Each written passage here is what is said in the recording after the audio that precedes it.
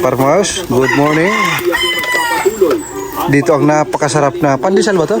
Pandesal ng butsi. Pandesal di butsi. Pandesal nga ng butsi. Pandesal nga ng butsi. Aminit pandesal. Adit butsi. I see. Nasarapan ako sa kanilang pandesal at saka butsi dahil para siyang Turkish bread. Nako. Parang lalago ata. At saka makaluma yung kanilang luluto. Expert si tatay. 50 years nang ginagawa. Di ba tay? Ayan. Umagang kay ganda. Dito na ako nagkape sa flower shop. Alas 6 pa lang, nandito na ako. Hindi, 5:30 pa lang mga ka-farmers. 6:30 kailangan makapag-deliver ako ng Dulag Live Tea. Si Janjan, mamaya pa yun alas 8, papasok. Kagabi, nag-upload ako ng video. Isang video na pinakilala ko si Janjan, yung ating kasama. Merong isang comment, nabasa, dalawa ata, masakit yung kanilang ngipin. Hindi na magtatagal. Sabi ko nga sa video, nasa kanya yan kung magtatagal siya o hindi. Ang importante na experience niya ang trabaho dito. Di ba? Tingnan lang natin kung hindi magtagal. Sabi ko kay Janjan na subukan mo muna 1 week. Kung ayaw mo, maghiwalay muna tayo. Parang jowa lang yan mga ka-farmers. Kape tayo mga basher. Mga ka-farmers. So, ngayon ay gagawa tayo ng blue roses. Dito yan sa harapan. Kasi pag mayroong money bouquet na nakaharap sa harapan, parang magnet sa mga tao. Lumilingon dito. Mag-uusap sila. Hindi yan. Play money yan. Yung isa sabihin, play money yan. Yan, di-display yan. Yan ang usapan nila na narinig ko. Ito yung ating fresh flower. Fresh flowers. So, shout out nga pala sa ating mga viewers, sa mga nasa abroad. Ganito ang buhay sa Pilipinas. Pagkatapos ko mag-deliver, magpapakain ako ng ating mga alaga. Natatawa na ako sa aking mga basher. Hindi ko alam kung ano yung pinaglalaban nila. Pero nagpapasalamat ako ng taos puso sa ating mga silent viewer at sa ating mga viewer. Thank you sa pag-appreciate nyo sa aking pagsisipag. Kahit kulang palagi sa tulog, pag nababasa ko ang iyong mga comment, nakakapagana sa aking pagtrabaho. Yun po ay nagpapasalamat po ako. Hindi man ako nakakapag-reply, dito na lang magpapasalamat po ako sa inyong lahat. Lalo na sa mga nagsusubscribe at sa ating mga silent viewer. Thank you po. God bless po sa inyo at lalo na sa inyong mahal sa buhay. Sa aking basher, dyan lang kayo, manood lang kayo. At sabi pa nga ng iba nating mga ka-farmers, naiinggit lang yan. Hindi ko naman sinasabing naiinggit ka. Ang sinasabi ng ibang ka-farmers, naiinggit lang yan. So wala tayong magagawa kung masipag ho ako. Kasi yung experience ko dito sa Pilipinas, sa abroad, sa mga city na aking pinagtrabahuan, ina-apply ko. Kung masipag ako dun sa aking pinagtrabahuan, dapat dito sa aking sariling negosyo, dapat masipag din ako. Hindi po pwedeng akin naman to, matutulog lang muna ako. Hindi po pwede. Doon nga sa ibang company, nagpapabilib tayo. Kahit may lagnat, pumapasok. Dito pa kaya sa atin, di ba? Yan ang hirap sa ating mga Pilipino. Hindi naman lahat ha. Pag sa atin parang banjing-banjing lang, pero pag sa ibang employee, nagpapasikat tayo. Maging business minded din tayo. Gawin natin ang lahat.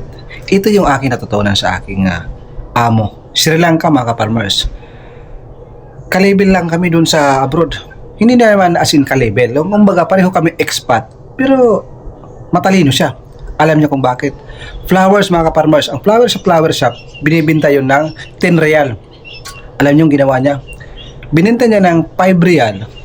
Tapos, ang binibinta niya, 50, 100, 200, 300. Ganon. Parang maliit ang tubo. Ang tubo niyan is nasa 2.5 lang real. Pero sa 2.5, pinakamaliit na bouquet, times 50, malaki-laki na yun. Iisipin ng mga Qatari, mga ibang Arabo, mura kasi 5 real lang, halos kalahati. Hindi nila alam na malaki din pala ang kikitain. So, ganun ang ginawa ng aking amo. Within 2 years, mga kaparmers, nakabili ng latest na Land Cruiser. Ang kanyang sasakyan ng pagpasok ko, gas-gas na Corolla. Sri Lanka nga mga kaparmers. Kung hindi ka pa nakaka-experience mag-abroad sa Middle East, hindi mo yan maiintindihan.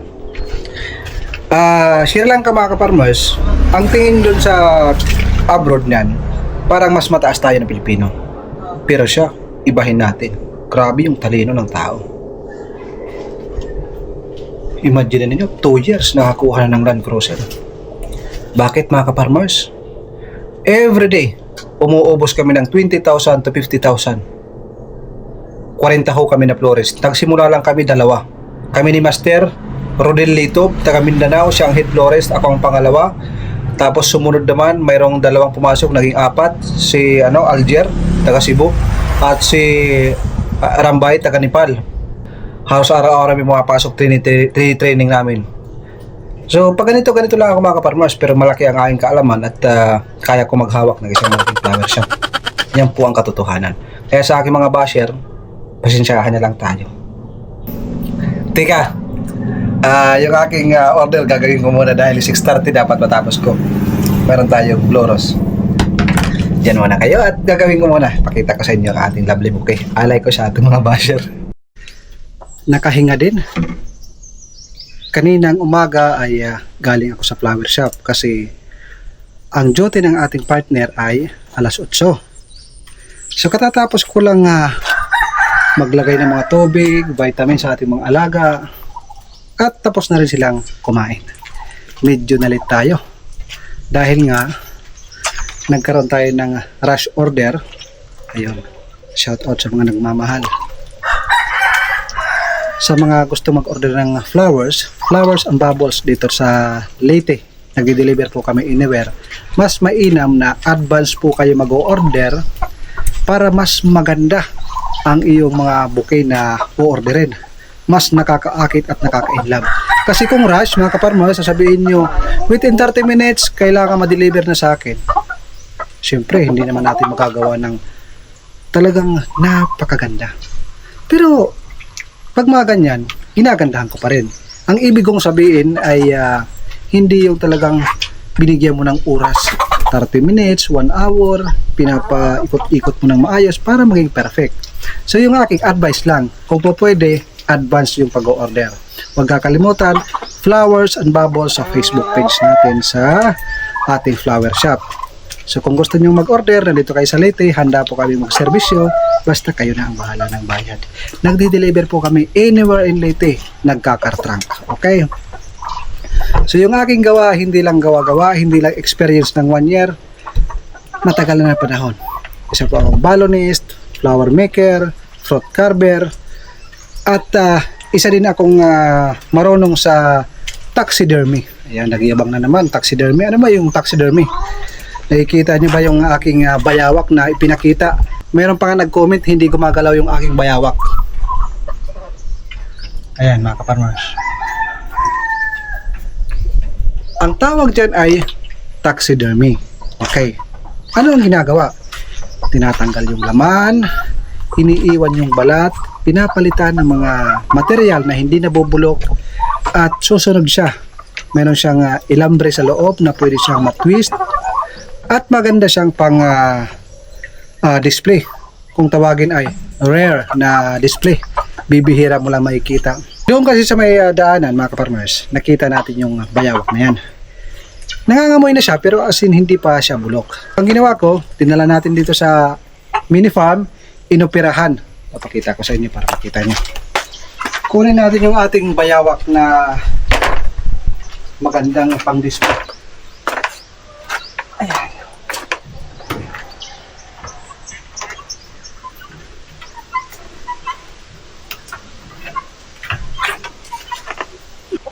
Dry na po ito pero mayroon pang konting amoy. Dito ako pumisto para maliwanag, para makita nyo ng maayos. Ito po yung dry na. Kung baga, ito ay balat na laang. Ayan. Ang ginawa ko, dahil nangangamoy na, inupirahan ko. Dali-dali kong tinanggal lahat ng laman, pinalitan ng mga ginit, at nilagyan ng ilambre. Kita nyo, sumusunod. Naghahanap ako ng petrolyo dito sa aming lugar, pero wala akong mahanap. Kaya ang nilalagay ko na lang is diesel. Pinupunasan ko siya.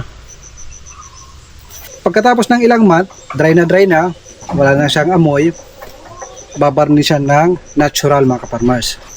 Para siyang buhay, kung titingnan. Tapos, ilalagay natin sa driftwood. Napakagandang pang display ho ito. Pag mayroon akong panahon, tapos may nakikita akong mga namamatay, katulad ng ibon, ginagawa ko yan na ganito.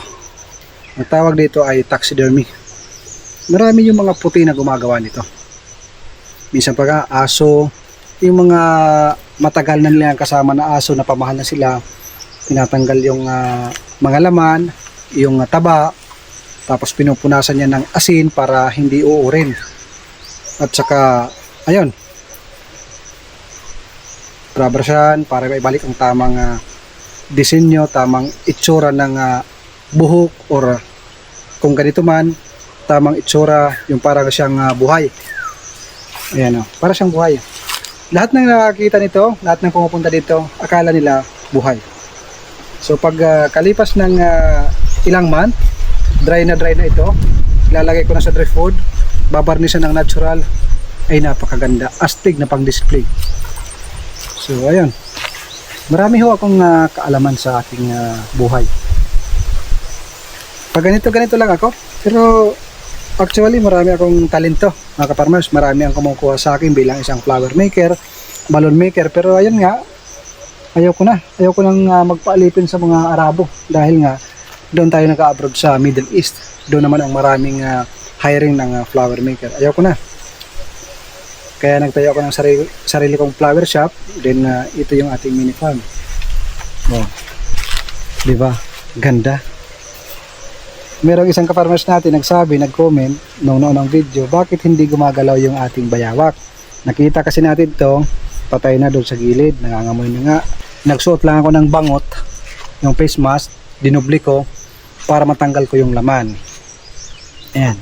Kaya kung mayroon kayong hilig sa mga ganito, ma-appreciate nyo. Pero kung wala kayong hilig, sabihin, ano ba yan? Nung una, sabi ng asawa ko, tapon mo yan, mabaho. Pero nang nakita niya, wow, ang ganda pala. Para siyang leader. Leader talaga, oh. Ganda. Noong una naman mga kaparmers, sawa. Dinala sa akin, nasagasaan, namatay. So ang ginawa, tinanggal ko lahat. Matagal na panahon, siguro mga 2 years ago na. Alam kasi nila na ganun yung aking ginagawa. So gusto nilang gawing pang display. So ang ginawa ko, tinanggal ko lahat, pinulupot ko sa isang driftwood na kahoy. Luma na kahoy na matigas. Nakikita nyo yan, kung i-search nyo, yung mga driftwood. Maganda yan pang disenyo. So doon natin ipinulupot yung sawa, mga kaparmers. Medyo maganda yung bigayan dahil yung mga ganyang bagay, parang hindi yan talagang trabaho na normal lang. Skills kasi yan mga kaparmers. Kailangan mataas ang pasensya mo. Kasi kunting punit lang sa balat, maaring maiba or pangit na yung kalalabasan. Katulad nung nasa gasaan, yung balat medyo may punit. Matagal yung pagtatahi. Kailangan na tama yung pagdudugtong. Pag mayroong nasira na part, kailangan maibalik mo yun, yung mata. Kailangan bumili ka ng parang realistic na mata para magsilbing para siyang buhay. So, isa po yan sa ating kaalaman na ginagawa natin mga kaparmers. Nandito ako sa ating mini farm. Baka sinasabi ng ating ibang kaparmers, dyan ka lang kasi wala ka namang future. So hindi ko naman sinasabing mayroon akong future. Sinishare ko lang sa inyo na marami ho akong kaalaman. Marami akong skills. Gumagawa ako ng mga kasal, mga sheka, yung aking mga ginagawan sa Qatar mga kaparmers. Ano ba yung sheka? Pag sinabing shika, hindi lang mayaman, napakayaman ng mga angkan ng mga Muslim, mga lokal. So binabahagi ko lang. Ngayon, magtatanim ako ata ng pitsay. Gagawa pa lang ng flat. Tapos baka bukas na yung paglalagay ng seeds. Gusto kong mag-grass cutter kasi gusto kong malinis lahat. Kahit 2 dipa lang, 3 dipa bawat araw, ang importante mayroong ginagawa. Sa ating mga nagko-comment na mga positive, maraming salamat sa inyo. Yan po yung nagpapa gana sa akin magtrabaho, nakakatanggal ng pagod. At yung ating mga basher, advice ko lang sa inyo, kailangan yung dibdib nyo ay matibay. Kung magko-comment ka ng hindi maganda, kasi basher nga, di ba? Kung re-replyan ka, yung mga iba nating ka-farmers, merong magre-reply at ako magre-reply sa'yo, siguradong tatagan mo ang loob mo na hindi ka masasaktan. Kasi ginawa mo yan, nag-comment ka ng hindi maganda, pero karapatan mo yan kasi basher ka nga eh. Yan ang gawain mo. At wala kang ibang makita kung hindi ang kasamaan. Ang kagandahan ay hindi mo nakikita. Ang iniintindi mo lang yung sayo. Yung ibang tao hindi mo iniintindi. So kung mayroon mag-reply sa'yo, kailangan matatag ka, matibay ang dibdib mo, hindi ka masasaktan. So, ayun lang. Advice ko lang mga kaparmers. Sabi naman ng ibang mga kaparmers, maraming naiinggit, maraming naasar sa'yo. Basta maganon, marami akong nababasang comment. Ang pag-share ko ng video, hindi po yun pagpapasikat. Ang ibinabahagi ko ay para ma-inspire na pwede palang mangyari pagsabayin yung meron kang negosyo, umuwi ka sa Pilipinas, magsimula ka sa ating mga probinsya. Kumbaga, inspirational video yung aking pinapakita. Nandito sa ating mga probinsya ay pwede palang ganun, di ba? Pwede palang mag-for good. Kasi isa po akong OFW matagal na panahon. So, ina-inspire ko po yung ating mga OFW, mga nagtatrabaho sa city na dito sa ating probinsya ay pwede palang ganyan mga kaparmers. Basta't sipagan lang natin. Okay? Hindi po ako nagyayabang. Sa totoo nga lang mga kaparmers, nakakapagod dito. Pero nakaka-enjoy. Hindi ganun ka-stress nung nandyan ka sa trabaho, lalo na pag napaka-toxic ng company. Maraming busbusan, mayroong supervisor, mayroong napaka-supervisor, mayroong napaka-manager. Mas maangas pa yung kasama mo sa trabaho kaysa sa manager, kaysa sa may-ari. So nakaka-stress yung ganyan mga kaparmers. So binabahagi ko lang kung ano yung ating sinimulan, kung ano yung ating napupuntahan ng ating pag-uwi dito sa Pilipinas. Kung tutuusin lang mga kaparmers, masarap ang buhay ko sa abroad. Halos lahat ng 5-star hotel na pupuntahan ko. Bakit mga kaparmers? Isa po akong florist mga kaparmers, flower designer mga kaparmers. So kaya ko pong magpatakbo ng isang flower shop.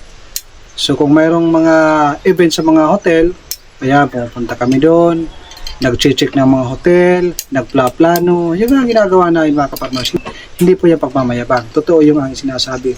Sa lokal, dito naman sa lokal mga kaparmers, sa Cebu halos lahat ng mga gandang hotel napasok ko na yan. Dahil lang sa paggagawa ng flower. Lalo na sa paggagawa ko ng Christmas decor. Gumagawa po ako ng mga 35 feet pataas mga kaparmers na mga Christmas tree.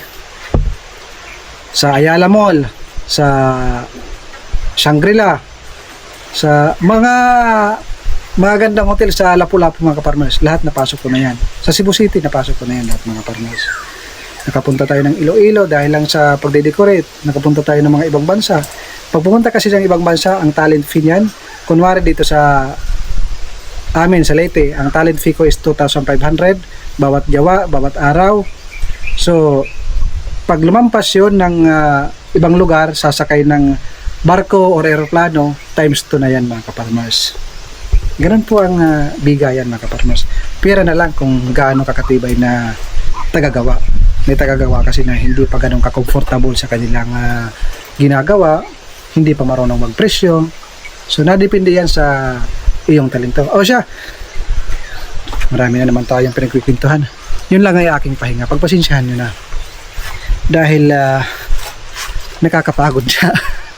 Hindi ko sinasabing mag-resign kayo sa inyong trabaho, mag-farming kayo, gayahin nyo ako. Hindi po mga ka-farmers.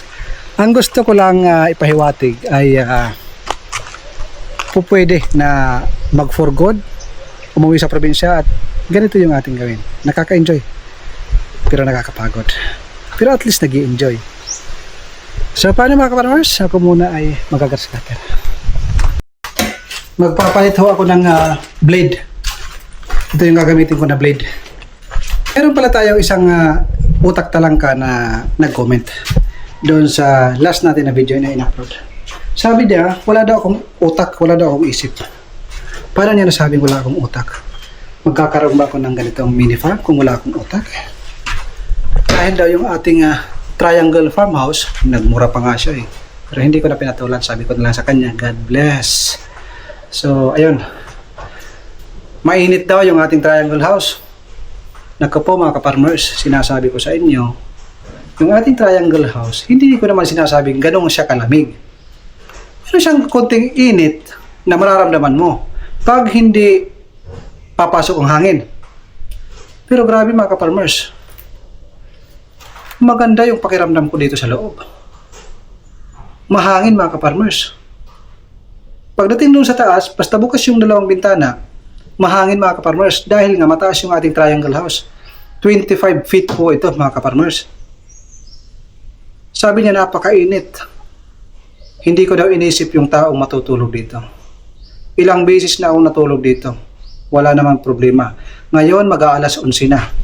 Tirik na tirik ang araw. Kita niyo naman oh. Yung araw ay tirik na tirik. Napakainit sa labas. Pero dito sa loob, wala siyang foam na inilagay. Paano pa kaya pag may foam yan? Wala ho akong maramdaman na init mga ka-farmers. Malamig dito sa loob. Bago ka mag-comment, siguraduhin mo muna yung sinasabi. Kasi marami ang makakabasa. Iisipin ng mga makakabasa, para kang walang pinag-aralan. Nagmumura ka pa sa comment. Para sa akin mga ka-farmers, ang basher ay normal lang yun.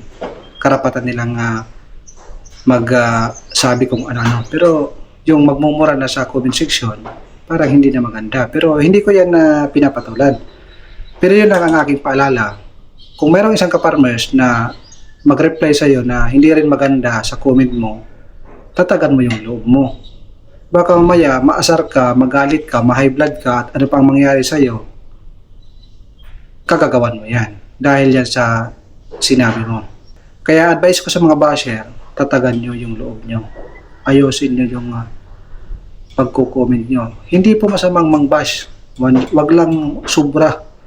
Wag lang magmura dahil hindi na yan maganda.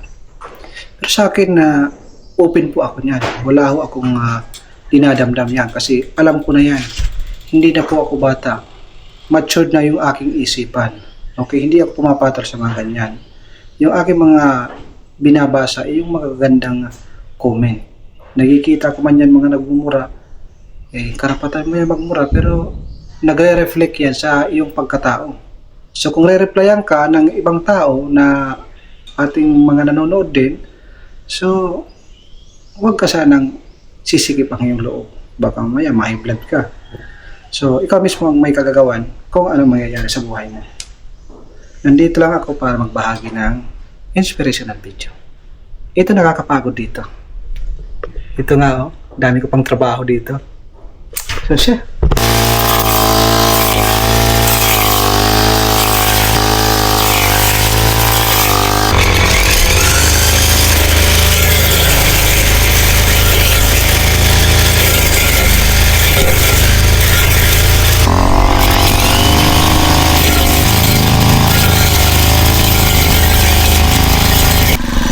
Yan mga ka-farmers. Mula dun sa may kulungan, papunta dito yung ating natapos. Ilang minuto pa lang yun, wala pang 30 minutes, pero malawak na.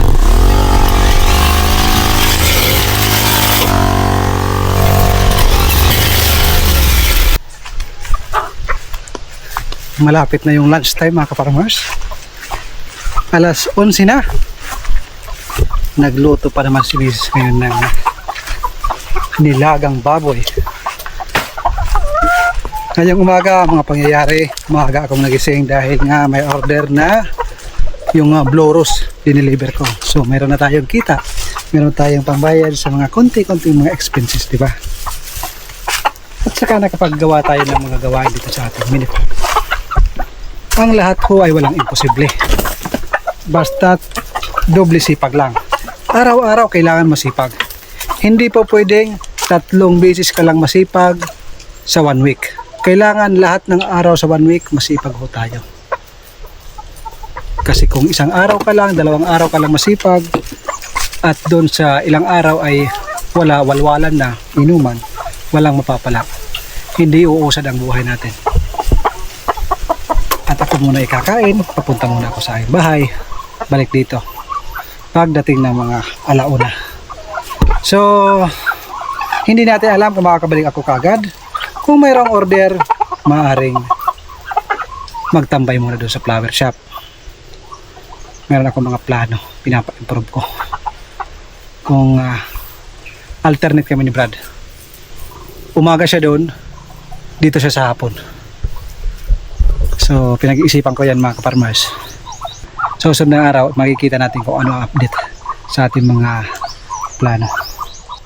Ang lahat ng aking plano sa aking partner, na aking katuwang dito ay kinakausap ko muna. Hindi ko siya pinipilit. Sinasabi ko muna kung okay lang sa'yo. Nakikipag-usap ko ako. Ang importante, nakahatag ko og trabaho sa usa ka tawo nga naay pamilya. Okay? Pauwi muna ako. Parang uulan mga kaparmers. Pag umulan yung aking bayawak sa mayero sa bubong, basa, parang hindi pa naman. Makakabalik naman ako siguro bago umulan. Kakain na ako ng lunch. Para lang tayong nasa isang company na nagtatrabaho. Sipag at syaga araw-araw. Hindi pwedeng makupad dahil hindi tayo asinso. Kain na tayo mga kaparmers. O siya mga kaparmers, bye bye muna at see you later mga kaparmers. Kita-kits mamaya.